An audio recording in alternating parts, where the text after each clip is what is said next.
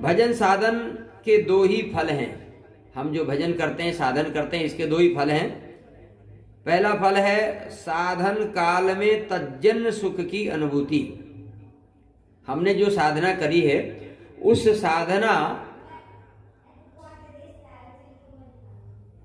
के फलस्वरूप हमको क्या अनुभूति हुई, तो अनुभूति होना ही उसका फल है। साधना का फल क्या है? जो भी हम साधना करें वो साधना के बाद में कुछ अनुभव ना हो तो साधना किया नहीं किया बराबर जैसा। तो इसलिए कहते हैं कि साधना का फल है अनुभव, कुछ अनुभव होना चाहिए। और नहीं, भजन साधन के दो ही फल हैं, और भजन साधन के दो ही फल हैं। दूसरा फल है अंत में भगवत प्राप्ति। पहला है अनुभव और दूसरा है भगवत प्राप्ति। बस ये दो फल है। हमने जो भजन किया, साधन किया, उसका दो ही फल है। एक तो हमें अनुभव होना चाहिए भगवान के बारे में, और अंत में भगवत प्राप्ति हो जाए। बस आगे कहते हैं भजन त्रिगुणातीत वस्तु है। भजन जो है त्रिगुणातीत वस्तु है, यानी सत रज तम तीनों गुणों से परे है। और ये भजन जो है गुण नहीं चाहे, क्योंकि तीनों गुण भजन में बाधक है। ये तीनों ही गुण जो है भजन में बाधक हैं। सत रज तम की बाधकता तो स्पष्ट है ही, रजोगुण और तमोगुण भजन में बाधक है, ये तो हम सब लोग जानते ही हैं, इसकी व्याख्या करने की आवश्यकता नहीं है। लेकिन कहते हैं रही सत्व की बात, ये सतोगुण कैसे भजन में बाधक है? तो बाबा कहते हैं कि रही सत्व की बात सो या कारण बाधक है। किस कारण से बाधक है? कहते हैं या में सात्विक विघ्न धार्मिक कार्यन के बहाने सो आवे है। बाबा कहते हैं कि हमारे भजन में सतोगुण भी एक प्रकार से बाधक बनता है। और वो बाधा किस प्रकार से बनता है? तो बाबा कहते हैं कि विघ्न जो आता है वो सात्विक विघ्न बन के आता है। हमारे भजन साधन में जो सत्व गुण के द्वारा जो बाधा आती है, विघ्न आता है, तो वह विघ्न आता है सात्विक विघ्न बन करके। सात्विक विघ्न का मतलब धार्मिक कार्य के बहाने, किसी धार्मिक कार्य करने के बहाने से वो विघ्न आता है कि अरे ये धार्मिक कार्य चलो कर लो, और उसी में परपंच पीछे लग जाता है। तो कहते हैं या बहाने सो ये साधक को प्रपंच में फंसाई दे। इसी बहाने से, धार्मिक कार्य के बहाने से वो साधक को प्रपंच में फंसा देता है। जब साधक प्रपंच में फंस जाए है तब यह धार्मिक कार्य ही तो है, ऐसो समझ के उनको छोड़ नहीं पावे है। कहते हैं जब साधक प्रपंच में फंस जाता है तो फिर वो ये सोचता है अथवा समझता है कि अरे ये धार्मिक कार्य तो है। उस प्रपंच को भी वो धार्मिक कार्य ही मान लेता है, समझता है कि ये धार्मिक कार्य तो है। तो धार्मिक कार्य समझ करके उस प्रपंच को फिर छोड़ नहीं पाता है। कितनी बड़ी बात है, वाह। या कारण सत्व हूं बाधक है। कहते हैं इसलिए ये सत्व भी जो है ना, ये सत्वगुण भी बाधक ही है भजन साधन में। प्रपंच इतनो प्रबल शत्रु है। बाबा कहते हैं कि प्रपंच इतनो प्रबल शत्रु है कि जो या के पंजे में एक बार कैसे हूं फंस गयो, फिर यासों छुटकारो पानो बहुत ही कठिन है। बाबा कहते हैं इस धार्मिक कार्य के बहाने यदि कोई साधक एक बार प्रपंच में फंस गया तो फिर इस प्रपंच से जो है छुटकारा पाना बहुत कठिन है, बड़ा मुश्किल है। क्योंकि सोचता है कि अरे धार्मिक कार्य तो अब लोग क्या कहेंगे कि देखो धार्मिक कार्य भी बंद कर दिया है, ये सब सोचने लगता है। तो फिर उससे मुक्ति पाना बड़ा कठिन हो जाता है। आगे बाबा कहते हैं विकार तथा हृदयस्थ वासना तब ही नष्ट है सके। बाबा कहते हैं हमारे अंदर के जो विकार हैं और हृदय की जो वासनाएं हैं, तो ये जो विकार और वासना तभी नष्ट होते हैं कब? बोले जब जीव पूर्ण रूपेण प्रेम सिंधु में डूब जाए। जब तक जीव पूरी तरह से भगवान की भक्ति में, भगवान के प्रेम रूपी समुद्र में नहीं डूबेगा, तब तक हृदय के विकार और वासना ये समाप्त नहीं होते हैं पूरी तरह से। बिना प्रेम सिंधु में डूबे इनसो बचनो कठिन ही दिखे।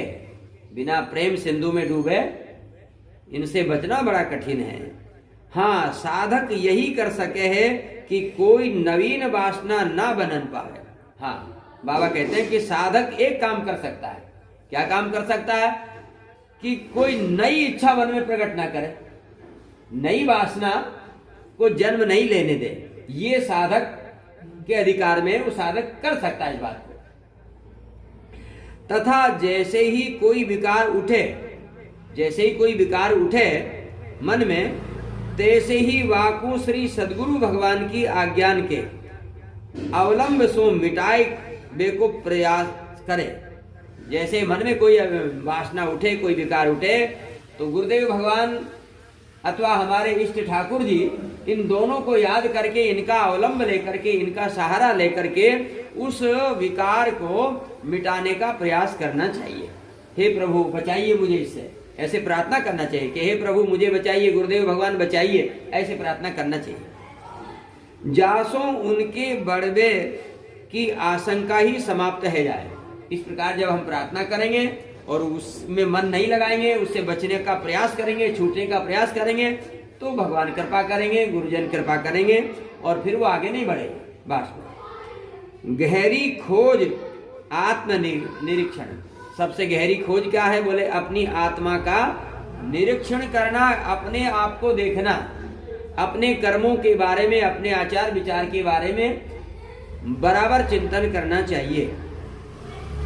जब दिख जाए तब या हृदयस्थ वासना को वैराग्य रूपी शस्त्र सो नष्ट कर डाले। यदि हमारे हृदय में कोई वासना दिखाई पड़ जाए कि अरे हमारी ये वासना छिपी है, तो यदि कोई वासना दिखाई पड़ जाए तो उस वासना को जो है वैराग्य रूपी शस्त्र से काट देना चाहिए। वैराग्य मतलब याद करना चाहिए कि हमने घर क्यों छोड़ा, ये बात याद करना चाहिए। जब जब हम सभी ने जब घर छोड़ा है तो उस समय वैराग्य था, तभी तो घर छूटा, नहीं तो कैसे छूट जाता। तो एक बात जो है ना, ये साधु को अथवा साधक को ये बात हमेशा याद करना चाहिए कि हमने घर क्यों छोड़ा है। ये हमारा लक्ष्य क्या था उस समय, और अब भटक गए। तो उस बात को बराबर रोज याद करना चाहिए। वैराग्य से ही वासना को काटा जा सकता है। साधन में 3 बात होनी चाहिए। साधन में 3 बातें होनी चाहिए। कौन कौन सी? सदगुरु प्रदत्त, यानी गुरुदेव भगवान के द्वारा दिया हुआ। सदगुरु का मतलब होता है जो भगवान की ओर हमको मिलावे, जो भगवान में लगावे। जैसे भक्तमाल जी में आया है कि गुरु वही जो विपिन बसावे, गुरु वही जो संत सहावे, गुरु वही जो ईश मिलावे, गुरु वही जो राम मिलावे, और इन करनी बिनु गुरु न कहावे। तो शास्त्र प्रतिपादित जो हम साधन करें, वो साधन शास्त्र अनुमोदित होना चाहिए, यानी शास्त्र के अनुकूल होना चाहिए। और तीसरा है संत आचरित, कि संतों ने पहले इस साधन को किया कि नहीं किया।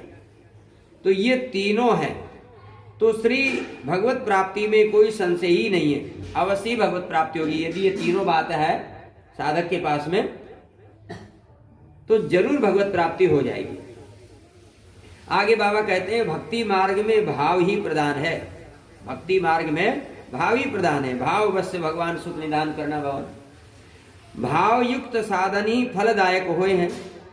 जिस साधन में भाव जुड़ा रहता है वही साधन फल देने वाला होता है, और जिस साधन में भाव नहीं है, बिना भाव का साधन ऐसे ही होता है जैसे राख में हवन करना। न जाने प्रियतम काहे सो रीझ जाए, पता नहीं हमारे ठाकुर जी किस बात से रीझ जाए। इनकी ये जाने, साधक तो श्री सद्गुरु प्रदत्त और शास्त्र सम्मत साधन ही करे। देखो ठाकुर जी कौन से गुण पे रीझेंगे इनकी तो यही जाने, हम नहीं जानते हैं। लेकिन साधक को क्या करना चाहिए? साधक को गुरुदेव भगवान के द्वारा बताए हुए साधन को करना चाहिए और शास्त्र सम्मत साधन को करते रहना चाहिए। बस इसमें शंका नहीं करना चाहिए। शंका वहां होती है जहां जो शास्त्र में नहीं लिखा है और हम अपने मनमुखी साधन करने लगे, तो वहां शंका होती है। और मन में कोई इतर चाह ना हो, मन में दूसरी कोई इच्छा नहीं होना चाहिए, नहीं तो सब साधन वाही में खर्च हो जाएगा। यदि दूसरी कोई इच्छा हो गई तो कहते हैं हमारा जितना भजन साधन है सब उसी इच्छा को पूरी करने में खर्च हो जाएगा। फिर भजन करेगो प्रतिष्ठा होगी, फिर भजन करेंगे प्रतिष्ठा बढ़ेगी, जन समुदाय वा के पास पहुंचेगो। इनसों बड़ी सावधानी से बचतो रहे। हाँ, प्रतिष्ठा बढ़ेगी, लोग आपके पास में आएंगे, आपकी जय जयकार होगी, आपकी पूजा होगी, तो अहंकार आने का बहुत बड़ा डर है, फिर वहां खतरा है। इसलिए इनसे हमेशा बचते रहना चाहिए।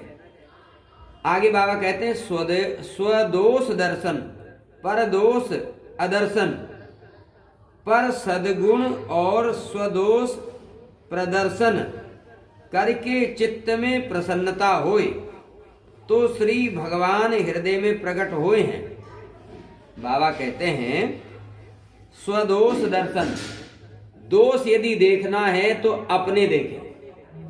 बाबा कहते हैं ये दोष यदि देखना है तो अपने दोष देखना चाहिए, और पर दोष अदर्शन, दूसरे का तो बिल्कुल दोष नहीं दिखाई पड़ना चाहिए। और कहते हैं पर सद्गुण, यदि गुण दिखाई पड़े तो दूसरे में दिखाई पड़े, दूसरे का गुण देखना चाहिए, दूसरे में गुण देखना चाहिए।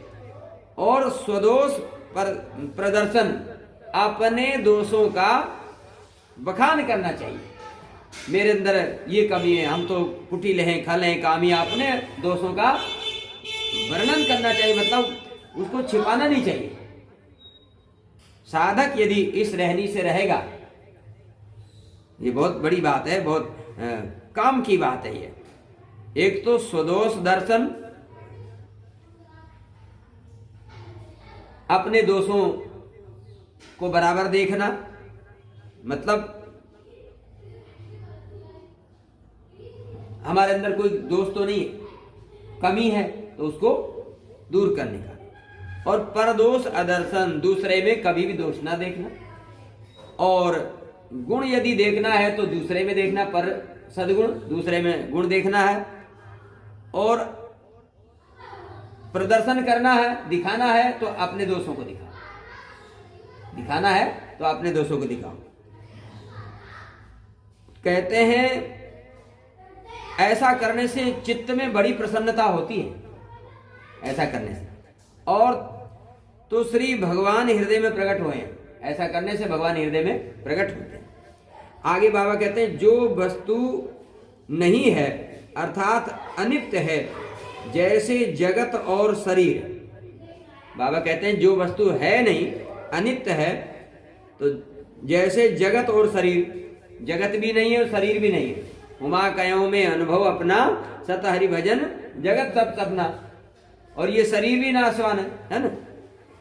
तो माया इनको तो दिखावे है। माया जो है क्या करती है? माया ये करती है, बोले जो है नहीं, जो अनित्य है उसको तो दिखाती है, और जो वस्तु नित्य है, मतलब जो सत्य है, जैसे आत्मा और परमात्मा, इनको अपने आवरण से ढक दे। माया का ये काम है। माया के दो काम है, जो है नहीं उसको तो दिखाती है, और जो है मतलब परमात्मा है, आत्मा है और परमात्मा है, लेकिन आत्मा और परमात्मा को माया अपने आवरण से ढक देती है, छिपाती है। और जगत असत्य है, शरीर भी असत्य है, पर इस जगत को और हमारे शरीर को माया दिखाती है। तो माया का ये काम है, मतलब सत्य को छिपाना और असत्य को दिखाना, यही माया है।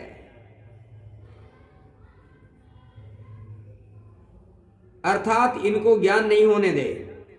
माया के कार्यन के दो प्रकार हैं। बाबा कहते हैं माया के जो कार्य है ना, माया के दो काम है, तो उसके दो प्रकार हैं। माया के कार्यन के दो प्रकार हैं। एक तो है आभास और दूसरा है तम। जैसे आकाश में चंद्रमा एक ही है, जैसे आकाश में चंद्रमा एक ही है, किंतु दृष्टि दोष के कारण दूसरों चंद्रमा ना होते भये हूं एक के द्वे दिखे हैं। आभास करा देती है माया। कैसे?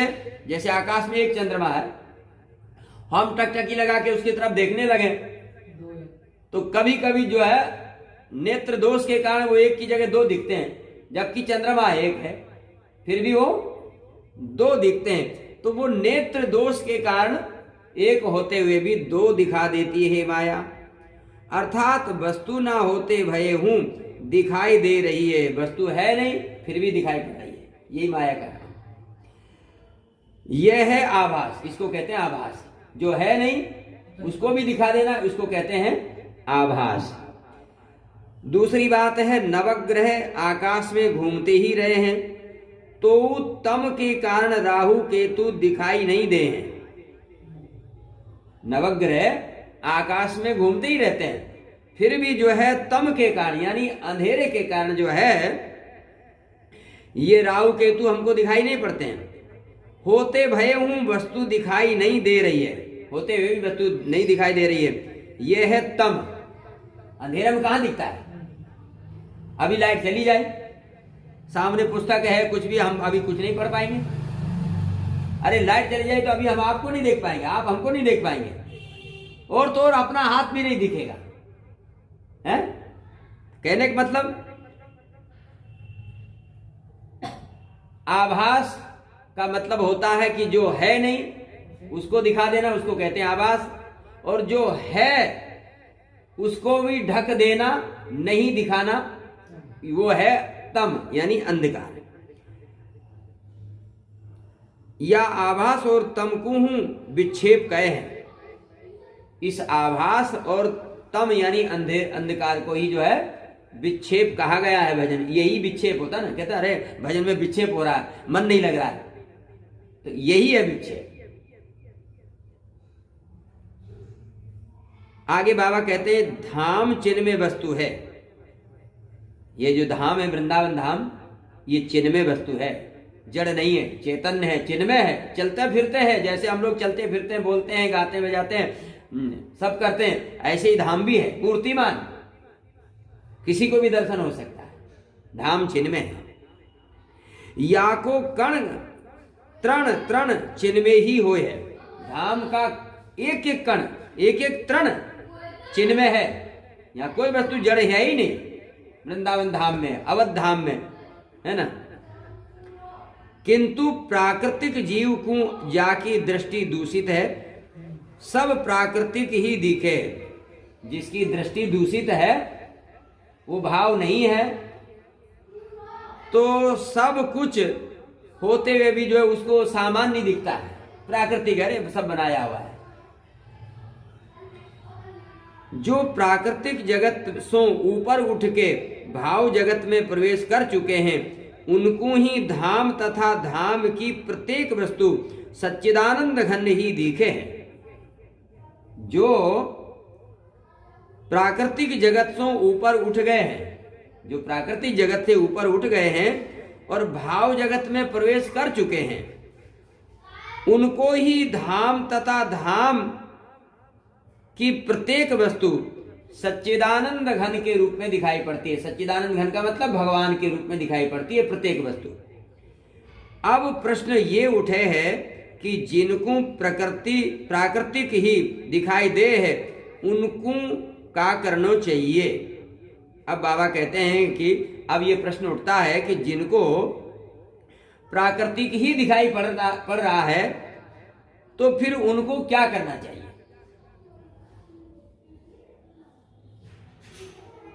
अब प्रसंग बहुत लंबा हो गया है ना, इसलिए अब ये हम लोग कल सुनेंगे कि जिनको धाम प्राकृतिक ही दिखाई पड़ता है तो उनको क्या करना चाहिए। अब इसका उत्तर हम लोग कल श्रवण करेंगे। बोले वृंदावन बिहारी लाल की जय, श्री पंडित जी महाराज की जय। श्री राम जय जय राम, श्री राम।